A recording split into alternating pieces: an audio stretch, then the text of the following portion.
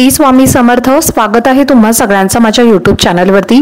आजचा दिवस तुम्हा सर्वांना खूप छान सुखाचा आणि आनंदाचा जाऊ देत हीच मी स्वामींच्या चरणी प्रार्थना करते आणि आजच्या व्हिडिओला सुरुवात करते। पण त्या अगोदर तुम्ही माझ्या चॅनलवरती जर नवीन असाल तर चॅनलला सबस्क्राइब नक्की करा। त्याचबरोबर कमेंटमध्ये श्री स्वामी समर्थ लिहायला अजिबात विसरू नका। कालपासून नवरात्रीला सुरुवात झालेली आहे आणि या नवरात्रीमध्ये 9 दिवस आपण देवीच्या 9 रूपांची पूजाही करत असतो।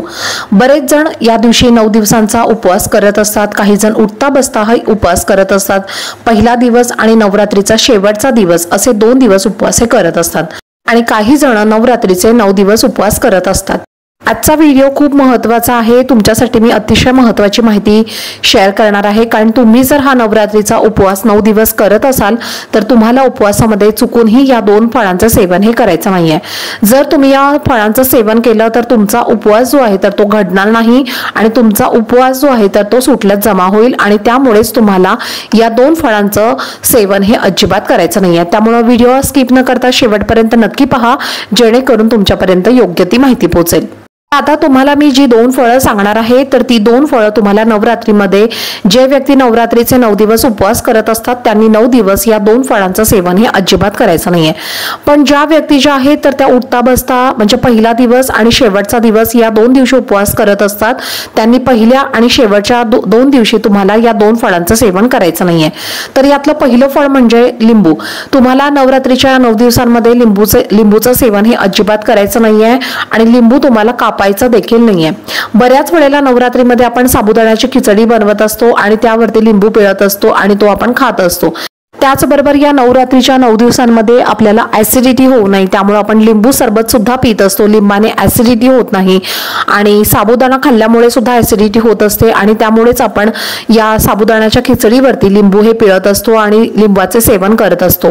पण तुम्हाला या नवरात्रीमध्ये चुकून सुद्धा लिंबाचा वापर करायचा नाहीये। या काळामध्ये आपण जर लिंबू कापला तर यज्ञासारखं मानलं जातं आणि त्यामुळेच लिंबू आपल्याला खायचा नाहीये।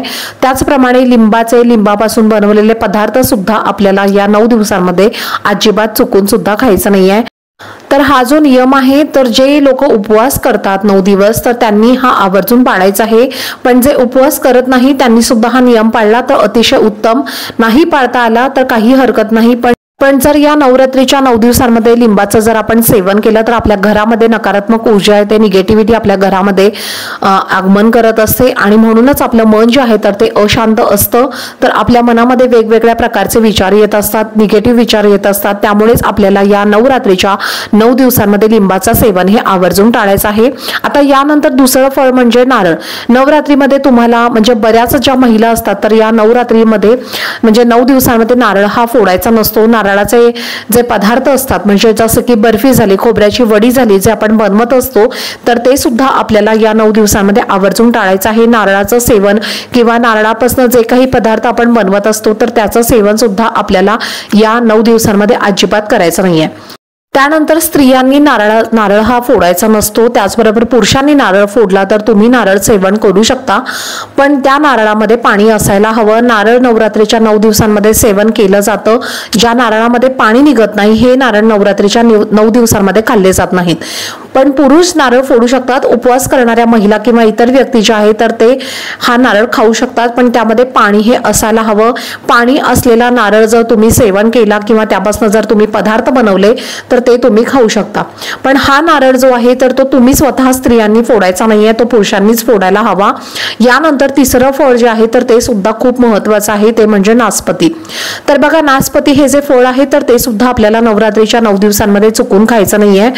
त्यामुळे सुद्धा आपला उपवास जो आहे तर तो घडत नाही, उपवासाचं फळ आपल्याला प्राप्त होत नाही।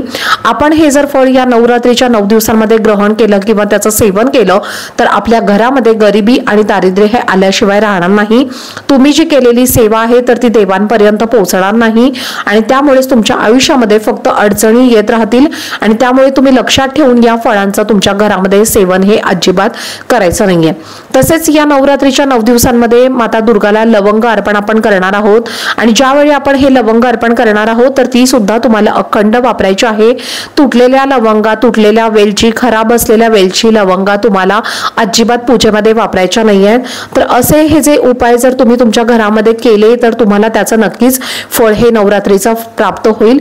आणि हे जे 2 फळं तुम्हाला मी सांगितलेली आहे तर ती सुद्धा तुम्हाला आवर्जून या 9 दिवसांमध्ये टाळायची आहेत। तर चला, झालेली सेवा ही मी स्वामी महाराजांच्या चरणी अर्पण करते। आजचा व्हिडिओ जर तुम्हाला आवडला असेल तर व्हिडिओला जास्तीत जास्त लाईक, शेअर आणि चॅनलला सबस्क्राइब नक्की करा। भेटूयात पुढच्या व्हिडिओमध्ये, तोपर्यंत सर्वांना श्री स्वामी समर्थ।